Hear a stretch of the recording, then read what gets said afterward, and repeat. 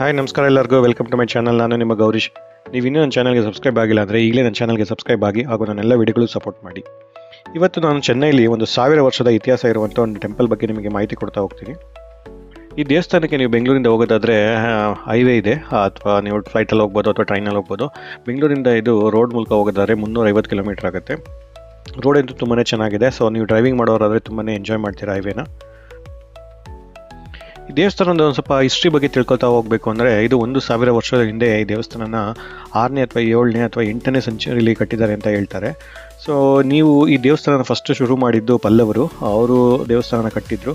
ಅದಾದಮೇಲೆ ಚೋಳರು ಮತ್ತು ವಿಜಯನಗರ ಸಾಮ್ರಾಜ್ಯದವರು ಒಂದು ಸ್ವಲ್ಪ ಇನ್ನೂ ದೊಡ್ಡದಾಗಿ ಎಕ್ಸ್ಪೆಂಡ್ ಮಾಡಿದ್ರು.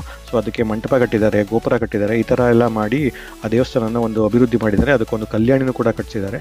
ಸೊ ಹಾಗಾಗಿ ದೇವಸ್ಥಾನ ಏನೋ ಒಂದು ಎಂಟೈರ್ ಪ್ಯಾಕೇಜ್ ಥರ ಕಾಣುತ್ತೆ ನಿಮಗೆ.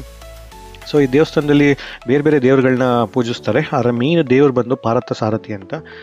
ಈ ದೇವ್ರ ಪಾರ್ಥಸಾರಥಿ ಅಂದರೆ ಯಾರಪ್ಪ ಅಂದರೆ ಕೃಷ್ಣ ಏನಕ್ಕೆ ಪಾರ್ಥಸಾರಥಿ ಅಂತ ಕರೀತಾರೆ ಅಂದರೆ, ಪಾರ್ಥನಿಗೆ ಸಾರಥಿ ಆಗಿದ್ದವನು ಕೃಷ್ಣ. ಸೊ ಹಾಗಾಗಿ ಆ ನೇಮಿಂದ ಅವನ್ನ ಕರೀತಾರೆ. ಸೊ ಆ ಹೆಸರಿನಿಂದ ಕರೀತಾರೆ. ಸೊ ಪಾರ್ಥಸಾರಥಿ ಅಂತ. ಇಲ್ಲಿ ಪಾರ್ಥಸಾರಥಿ ದೇವ್ರು ಏನಿದೆ ಅದಕ್ಕೆ ಒಂದು ಮೀಸೆ ಇದೆ. ಸೊ ಇದೊಂದು ವಿಶೇಷತೆ. ಯೂಶ್ವಲಿ ನಾವು ಬೆಲ್ಲ ಕೃಷ್ಣ ದೇವಸ್ಥಾನ ಅಥವಾ ವಿಷ್ಣು ದೇವಸ್ಥಾನಕ್ಕೆ ಹೋದಾಗ ಮೀಸೆಗಳನ್ನ ನೋಡಲ್ಲ, ಬಟ್ ಇಲ್ಲಿ ಮೀಸೆ ಇದೆ ಒಂದು ದೊಡ್ಡದಾಗಿ. ಸೊ ಅದೊಂದು ವಿಶೇಷತೆ ಇದೆ.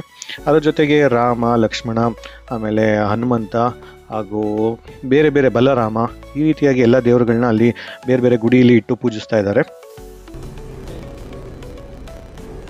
ಇನ್ನು ಈ ದೇವಸ್ಥಾನಕ್ಕೆ ರೀಚ್ ಆದಾಗ ನಿಮಗೆ ಪಾರ್ಕಿಂಗ್ ಬಗ್ಗೆ ಒಂದು ಸ್ವಲ್ಪ ಸಮಸ್ಯೆ ಆಗ್ಬೋದು. ಯಾಕೆ ಅಂದರೆ ತುಂಬ ದೊಡ್ಡ ಪಾರ್ಕಿಂಗ್ ಏನಿಲ್ಲ ಅಲ್ಲಿ, ಒಂದು ಸ್ವಲ್ಪ ಒಂದು ಮೀಡಿಯಂ ಲೆವೆಲ್ ಪಾರ್ಕಿಂಗ್ ಮಾಡಿದ್ದಾರೆ.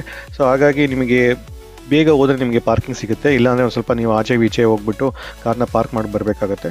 ಈ ದೇವಸ್ಥಾನ ಬೆಳಗ್ಗೆ 6 ಗಂಟೆಯಿಂದ ಮಧ್ಯಾಹ್ನ 12 ಗಂಟೆವರೆಗೂ ಹಾಗೂ ಸಂಜೆ 4 ಗಂಟೆಯಿಂದ ರಾತ್ರಿ 9 ಗಂಟೆವರೆಗೂ ಓಪನ್ ಇರುತ್ತೆ. ಇಲ್ಲೇನು ತುಂಬಾ ಡ್ರೆಸ್ ಕೋಡ್ ಅಂತ ಏನು ಫಾಲೋ ಮಾಡಲ್ಲ, ಆದರೆ ಇಂಡಿಯನ್ ಟ್ರೆಡಿಷನಲ್ ಡ್ರೆಸ್ ಹಾಕೊಂಡು ಹೋದರೆ ತುಂಬ ಒಳ್ಳೆಯದು ಅಂತ ಹೇಳ್ತೀನಿ. ಈ ದೇವಸ್ಥಾನದಲ್ಲಿ ಏಪ್ರಿಲ್ ಅಥವಾ ಮೇಲಿ ಒಂದು ಬ್ರಹ್ಮರಥೋತ್ಸವ ಅಂತ ಮಾಡ್ತಾರೆ. ಅದು 10 ದಿನದ ಫೆಸ್ಟಿವಲ್ ಆಗಿರುತ್ತೆ. ಇಲ್ಲಾಂದರೆ ವೈಕುಂಠ ಏಕಾದಶಿಲಿ ಎಲ್ಲ ಇದ್ರೂ ಕೂಡ ಅಲ್ಲಿ ಒಂದು 4000 ದೀಪಗಳನ್ನ ಇಟ್ಟು ಪೂಜೆ ಮಾಡ್ತಾರೆ. ಸೊ ಈ ರೀತಿಯಾಗಿ ಈ ದೇವಸ್ಥಾನ ತುಂಬ ಒಂದು ವಿಶೇಷತೆಯಿಂದ ಕೂಡಿದೆ. ನೀವು ಆ ಸೈಡ್ ಹೋದಾಗ ಈ ದೇವಸ್ಥಾನಕ್ಕೆ ಒಂದು ಭೇಟಿ ಕೊಡಿ. ಅದ್ರ ಜೊತೆಗೆ ಪಕ್ಕದಲ್ಲೇ ಮರೀನಾ ಬೀಚ್ ಇದೆ, ಹಾಗೂ ಸಮುದ್ರ ಹತ್ತಿರ ಇರೋದ್ರಿಂದ ಬೇರೆ ಬೇರೆ ಬೀಚ್ಗಳು ಕೂಡ ಸಿಗುತ್ತೆ. ಸೊ ನೀವು ಒಂದು ದಿನದ ಟ್ರಿಪ್ನ ಎಂಜಾಯ್ ಮಾಡ್ಕೊಂಡು ಬರ್ಬೋದು ಅಂತ ನಾನು ಹೇಳಲಿಕ್ಕೆ ಇಷ್ಟಪಡ್ತೀನಿ. ಹಾಗೂ ಈ ಮಾಹಿತಿ ಎಲ್ಲ ನಿಮ್ಗೆ ಇಷ್ಟ ಆಗಿದ್ರೆ ದಯವಿಟ್ಟು ನನ್ನ ಚಾನಲ್ಗೆ ಸಬ್ಸ್ಕ್ರೈಬ್ ಆಗಿ ನನಗೆ ಸಪೋರ್ಟ್ ಮಾಡಿ.